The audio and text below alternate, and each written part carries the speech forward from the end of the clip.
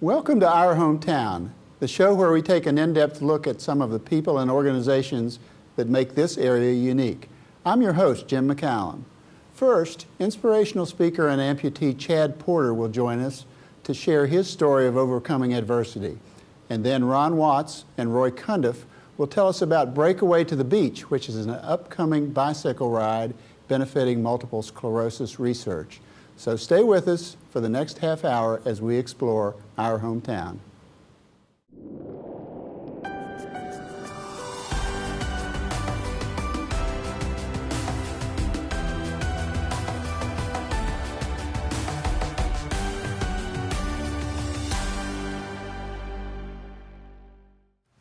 My guest is Chad Porter. Chad is from Lumberton, am I correct, Chad? Yes, sir, absolutely. And he has a great story to tell us today, and welcome to the show, Chad. Thanks, I appreciate it. Thanks for having me. I called you a motivational speaker, but the better term is inspirational speaker. Am I right? Yeah, I find that it's an overused term, the motivational side of things. Right. If you get motivation out of it, then that's wonderful. But I feel like my personal story and what I try to get across to a lot of people tends to be more on the inspirational side. Well, it's a great story, so let's ask you to tell it and begin back in high school days, am I correct? Yeah, I don't mind giving the Cliff Notes version of it. Sure. We don't have enough time today to go through the whole thing, but yeah, basically I was a professional water skier when I was very, very young and traveled around doing ski shows. During one of the ski shows, I was accidentally run over by one of the boats, and the propeller took my left leg off and broke the right one in many, many places. And I tell all about the story of overcoming, those situations and how that panned out over the next month or so, and ended up fighting back and playing basketball for my high school for a couple of years, and really just being able to do anything that I'd ever done before, and actually probably much better, and it's created an amazing experience for me to be able to tell a story. How did you recover so quickly to play high school basketball? Wow, that's youth has a lot of prayers, a lot of amazing doctors, a lot of support. I think in a situation like that, less has to do with the physical side of things as the mental side of things, which for me became very clear what my focus needed to be in the hospital, and that's a lot of what I tell, in the story. And but yeah, it was an amazing journey to be able to fight back, but it's a tough situation, like anybody Sure. that goes through something like that. Absolutely, absolutely.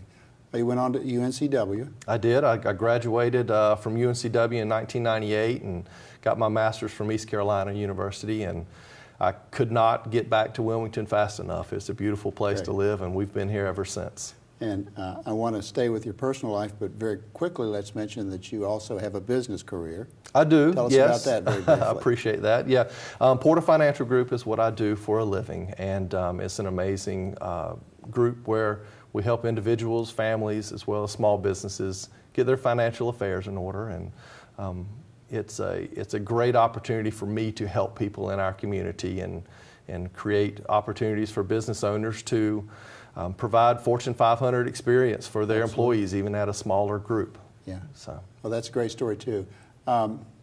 Let's take you back to your earlier years. You finished high school, you finished college. Somewhere along the way, you found that you enjoyed speaking and touching other people's lives. I did. How did that evolve? Yeah, my senior year in high school, I did Youth Sunday, and I told my story for the first time to an audience, and it was just so well received, and it was something that I knew that would be a part of my life for a while. And through college, things slowed down, but over the last 3 or 4 years, I've really started to get back into it, and not only at a local level, at a school level, at a church level, but I've really expanded it to corporations and businesses and nationwide. Right. It's been an amazing opportunity, and it's so well received, and it's just been an amazing last couple of years for me as far as being able to speak and share a very powerful and positive message that resonates with really anyone. Absolutely. Faith is a large part of that. Am I right? Faith is the largest part of that, I would say. Talk about that for a second. I found that for myself, the recovery process started for me in the hospital at my lowest moment in my life, when I finally came to the realization that my life would never be the same again. And you weren't just a water skier, you were a top flight. Yes, I was already being recruited football-wise by some ACC schools, even as a freshman in high school. So my life was going exactly the way I thought it should go, athletically, and everything going as my plan was to go.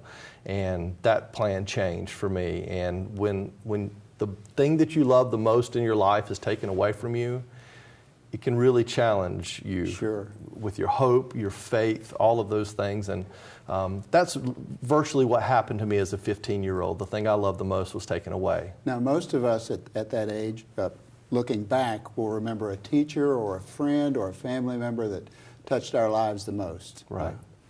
What do you recall? There's so many. I would certainly say that my parents have been a backbone for me all of my life. Great examples of amazing people, always raised in the church, and that faith side for me, one night in the hospital, as I asked why over 1,000 times, I did hear, "Don't worry, you'll find out." And for me, that was, as vague as that may seem at the moment, was a turning point for me emotionally and for my attitude going forward, and realizing that I'm not going to let this define who I am. I'm going to fight. I don't know what will come out of this, but I'm hoping that there is a reason that all of this has happened. And the first time I spoke, and it was well received, and it helped and it touched, that was when I knew that was the reason. So we talked off the air about how, and it's true for me also, how some of our most dismal failures or disappointments or injuries in this case actually can be a blessing in disguise. There's no question about it, if you allow it to be. Right. And I think one of the quotes that I've used lately and heard very recently, a faith that cannot be tested is a faith that cannot be trusted. And I think we're constantly challenged every day. I mean, at home, at work, wherever it is, that we go through these moments where they're tough, and whether they're self-inflicted or whether it's imposed from some other force, we have to find a way to fight through it, or it's going to define who you are. And that's your choice. You have a choice to feel what you want to feel every day. You have a choice to be who you want to be every day. You have a choice to be happy. That is completely a choice you make. There's no one that can make you unhappy if you choose not to be. Chad, you've probably answered this in part, but what motivates you? What gets you up every day? Wow, a lot of things. I would say certainly my family is a major, major part. Beautiful wife, 2 amazing young boys at 6 and 8. They motivate me to be a better person every single day. I mean, my wish and my prayer before I go to bed every night that I'm better than I was the day before, because that's all that I feel like you can do. Is be a better you each day. I don't have to worry about what the next guy's doing or what the next person is doing in their lives. It's irrelevant. It's as long as I'm better than I was the day before. And it's a challenge, and it's a very tough challenge. And I get railroaded in different directions all the time. Don't we There's all? no question about it. Yeah. But that constant reminder that I have a purpose, and I have a gift, and I have a need in the community to be able to move people in a positive way, and I take that as a strong responsibility, and it's not a burden, but I love doing it. It really is. Now, you've spoken to some very large audiences, but I know also some of the smallest audiences are some that touch you the most. There's no question. I would say that I love going and speaking to a 2,000 person business conference. That has a specialness about it. But I also love going into a first grade or kindergarten class, and it's more of a show and tell at that point. But yet that is something they'll never ever forget, and it's something they haven't been exposed to. And to be able to see someone who is different and has gone through something, and it allows them to be able to, when they're out in the community, to accept people that are different than we are. And that's hard for an adult, much less hard for a kid who is extremely honest. But to have that ability to have been exposed to someone who is different than we are, it stops the stares. It opens up conversation. It stimulates them going up to someone and saying, "Do you mind me asking what happened?" And 9 times out of 10, somebody is very willing to talk versus being stared at. And so that's a huge part of the relationship. It really is. It's disability awareness. It's showing. Our viewers may be watching this and asking themselves, how do I change my life? How does one begin the process of changing something as small as a habit or as large as a lifestyle? Sure. First, understanding that it's not going to be an easy process. If it's something that you are accustomed to and it's a habit, or if it's just something that's been so deeply threaded into your life, it's a tough situation, and knowing it's not going to be a short.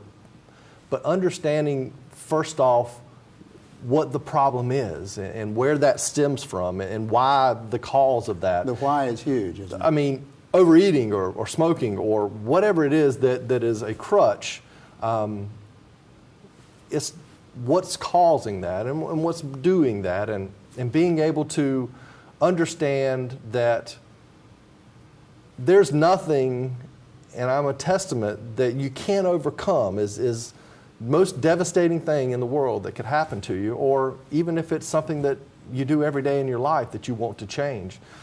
There's no question that if you have faith that it can be changed and you have hope that it can be changed, there's absolutely nothing that you can't move forward with. Yeah, agreed. No question about it. Tell us very briefly about the Miracle League in Wilmington. I'm so glad you mentioned that. It is as part of my heart as anything in this amazing community. The Miracle League of Wilmington originated and started just a few years ago, and it is the most powerful, community-changing nonprofit that has come to this area in, I can't remember. It is a completely rubberized baseball field to change children and adults who have physical and mental disabilities. They, for the first time, have an ability to come out and to engage in what they never thought was possible.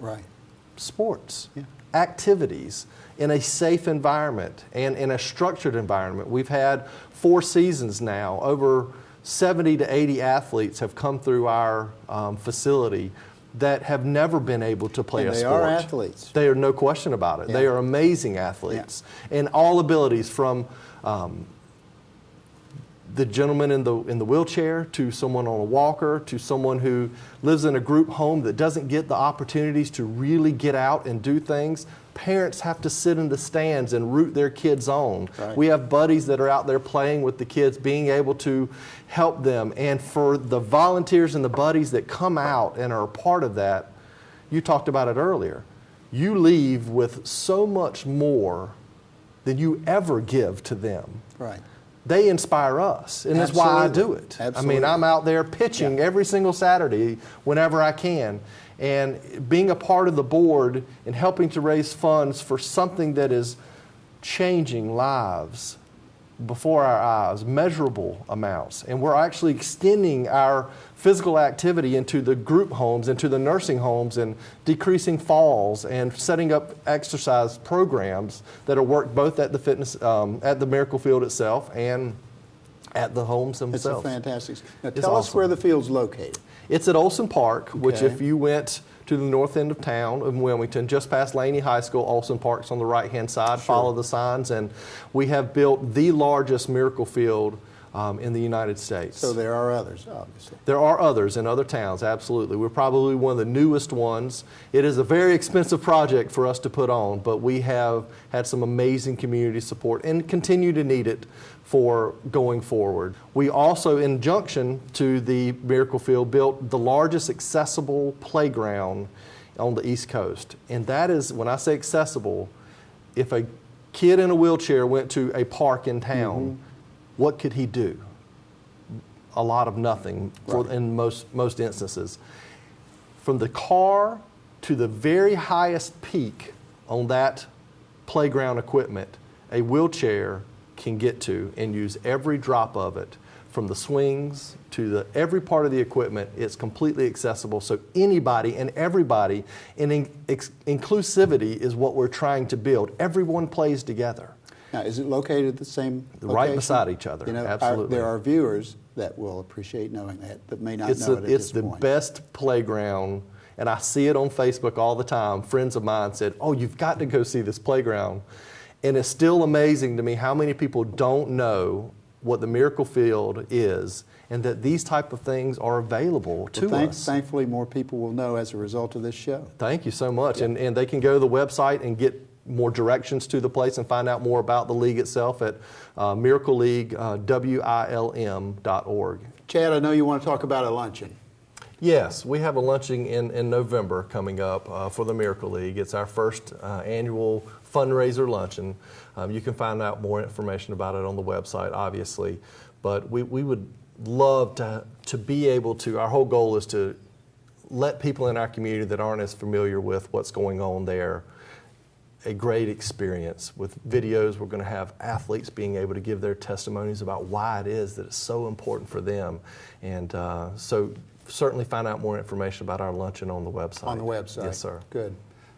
We're nearing the conclusion of our time together, but let's talk to our viewers for a moment. Sure. And tell them and me, how do we use our talents, and how important is it that we serve as much or perhaps more than we receive? Sure. That is absolutely one thing that's become a lot more clear to me over the last 10 years or so, that giving yourself in a selfless manner back to the community, back to wherever it is that you feel a passion for. Sure. Not everybody's going to be passionate about the Miracle League. Not everybody's going to be passionate about going into the school systems and talking to kids. That's devastating to some people. But we all have a talent. And we all have a way to serve. We do have a way to serve. And it's not only something we should do, it's something we're supposed to do. And if we're not building a community and spending time making it a better community than how we found it, then I'm not really sure what you're doing in your life to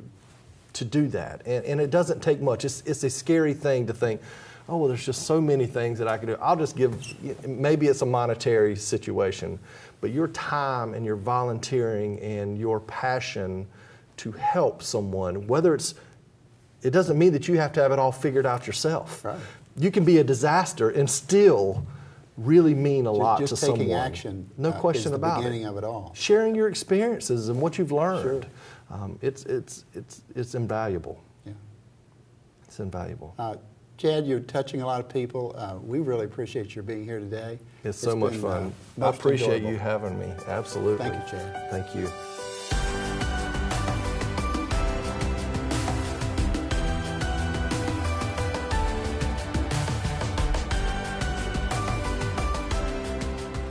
My guests are Ron Watts and Roy Cundiff. They are here today to tell us about the Breakaway to the Beach bike ride. Did I get it right? That's correct. All right. Welcome, gentlemen. Ron, you're the mayor of Sunset Beach, but you're wearing your biker's hat today. Am I right? That's correct, Jim. All right. Thanks for being with us. Let's tell our viewers very briefly what is MS. Without getting into the real scientific side of it, it's just a disease that impacts from the brain to the functions of the body, and it can impact people different ways. But the MS Foundation has used bike rides as a charity way to raise funds for their purposes, primarily for research throughout the country. It's a fantastic effort. We spoke a little bit before we went on the air, and I learned a lot already. Roy, tell us, this is the 30th annual Breakaway to the Beach bike ride. That's correct. This ride called Breakaway to the Beach has been going on for 30 years. And this is the second year that it's going to headquarter, we'll say, at Sunset Beach or at Sea Trail. Last year, we had 500 and some cyclists, bicyclists, who raised $430,000. It's just utterly amazing. And I have to correct myself so our audience will know this is a bike ride and not a motorcycle ride. That's correct. Right. I was also astounded to note that you and your group last year raised several $100,000 in this one event. Am I right? That's correct. Over 430,000, I think, is the official count. And this year we're hoping for about $550,000. Well, that's astounding. Tell us how you do it. Well, the ride is broken down in a two-day event. The first day, the event, there are 4 rides within it, a 30, a 50, a 75, and a 100-mile ride, and a cyclist can decide which ride he or she wants to make of it. The 100-mile cyclist on the first day goes out to Lake Waccamaw and loops around, and the shorter rides are within that. And the second day, it goes into Cherry Grove and out through Myrtle Beach, into Columbus County, or Horry County into Columbus County, and then back in. Various rest stops, yes, all right? Correct. We have 14 rest stops, one about every 10 to 14 miles, somewhere in there. And I bet you have men and women of all ages. Yeah, as I understand, there are 58 or 60% men that do the ride, and a little over 40% women who also do the ride. Great. So, which is a good breakdown of it. Yeah. Ron, I want to mention the when, where, what Sure. information several times so our viewers will get it. Let's talk about the dates first. It's October 17th and 18th. It's Saturday and Sunday in mid-October. It's based at Sea Trail Resort in Sunset. So the bikers will leave and return Yes. to Sunset. They'll check Excuse me, in to Friday afternoon, and then the event is Saturday and Sunday mornings. Sea Trail. Right. Are you riding? I am. This will be my first year riding. My wife has done it before, so we're looking forward to it. Fantastic. Tell us where the riders come from. They come from all over? Yes, most of the riders come from the 2 Carolinas, although we have a number coming from as far as Virginia, Georgia. I rode with a couple last year from Colorado, and I know there were others from far away. So a lot of the people who are bicyclists just left to ride and left to support MS. So they will come as far as necessary, and they love this ride because of the scenery here and being at the beach. Right, right. So they really enjoy it. Do you have a police escort in front and behind, or how does that work? We have a police escort that starts the ride out each day, and there are volunteer firemen or policemen at the major intersections, so there will be no problem. And then as a rule, there will be policemen along the way from the various counties traveling along with the cyclists at a slow speed, warning the motorists coming in that there are bicyclists on the route. Good. Now, I'm jumping around on you because there's so much to tell, but I do want to mention your need for volunteers, especially medical volunteers. Ron, could you speak to that? We'll use well over 200 volunteers during the course of the weekend. We would primarily like to find medical volunteers. Ideally, we'd have one at each rest stop to help with the minor aches and pains that the riders Sure. have. But we can also use people helping us at the CTO Conference Center with registration, with putting fruits and vegetables out. We've got groups that volunteer to run rest stops, but some of them can use some additional help as well. Let's say I want to ride. I do have a bike. What do I do? Well, you first of all, you have to have a helmet. We require that. Sure. Definitely, I would suggest you make sure your bike is in good working order, and then there's a registration fee that you must provide, and then you fill out a form as well, and then you're required to raise a minimum of $350 to do the ride. Okay. Obviously, a number of you raise a lot more than that. Oh yes, some people raise thousands of dollars that have been dedicated to this ride. They raise $2,000 or $3,000, or even $5,000 or $6,000 at times. Roy, how do you raise money? I mean, not to get too personal, but how do you do it? Well, I live in a retirement community, mostly Sea Trail, and I get $25-50 from my friends From and your neighbors. friends, yeah. I still have a couple of corporate sponsors from the days when I used to work, but they're fading pretty fast now. But just asking people is the best way to go. Most Sure. of the people that I talk to have some contact with someone who has suffered from MS over Good the point. years, Yeah. and they're willing to help. Yeah. Ron's great for the business community. Let's talk about that. It is. And first, I want to thank many of them who stepped up and become sponsors of the event themselves this year. The Merchant Association is taking a leading role, and several others have. But this will turn out to, for the town of Sunset Beach, probably be our biggest non-seasonal event. Well over 1,000 people will be here. And that, coupled with the Oyster Festival the same weekend up at Ocean Isle, will just be a terrific attraction to our communities. So win-win-win. It is. Good for the commercial community, good for the hotels and resorts, great for the riders to be here. Right. Yes, it is. How about, let's talk about where the money goes. We know it goes to MS, but break that down a little bit for us. Well, 60% of the money stays in the Carolinas for research. 40% goes to the National Foundation for research as well. As I understand, there are 18,000 people in the two Carolinas who are living with MS. Wow. And need support. So that's where the money goes. 60% of it goes to the two Carolinas. What inspired you to get involved with? What do you first remember? I've been a cyclist for many years, and back in 1991, I lived in Charlotte and happened to see a brochure that said "Breakaway to the Beach." And I said, well, I'll give it a try. So I did a couple of training rides and I was hooked. And then when I started raising money, I realized how many people were involved or were suffering from MS. And that hooked me for sure from then on. Right. So I've been doing it. This is my 25th year doing the ride, and I enjoy it every year. Roy, in addition to the bike ride, you have other events that surround the larger event.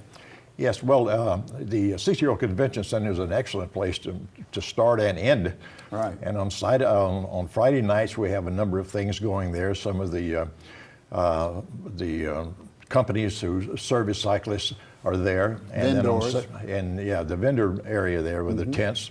And on Saturday night, there's a banquet for all the cyclists. As they come in, they can either go straight in or they can go clean up a little bit and come in later. We had a band last year, and I feel we'll have some entertainment this year, probably a band, and the cyclists can relax. Great camaraderie, huh? Yes, they're A lot of stories all to together. tell. There they are. Yeah. Okay. Ron, let's wrap this up by reminding our viewers the dates, Sure. the time, the place, and we'll go from there. Again, October 17th and 18th. Registration is Friday the 16th at Sea Trail. If someone's interested in volunteering, just go to the MS website, and we'd love to have you help us out with the event. Ron, thank you for that information. Roy, let's do the website. All right. If anyone is interested in volunteering or riding or whatever, they just go to breakawaytothebeach.org and click on the donate, volunteer, ride, or whatever they'd like to do. Great. Roy and Ron, thank you. You guys are doing great work. We really appreciate you being with us today. Thank you. Thanks for your Thanks time. so much.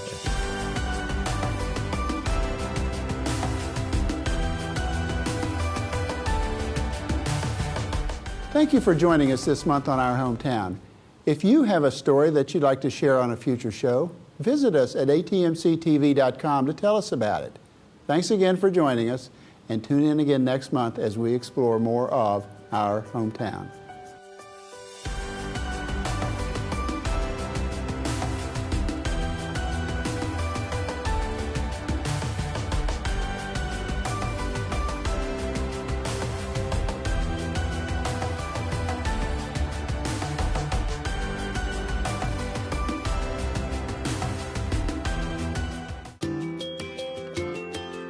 We are ATMC TV, Channel 3 and HD Channel 910, your community channel. As an ATMC customer, you're ready for tomorrow. Where you live, connecting to stunning HD picture and sound quality is simple. You've got access to a growing selection of HD channels, plus even more HD shows and movies on demand. Local customer service helps maximize your HD TV experience. You never thought TV could be this good, but now it is. Be ready for tomorrow. Get crystal clear HD in your home. Call ATMC Cable today.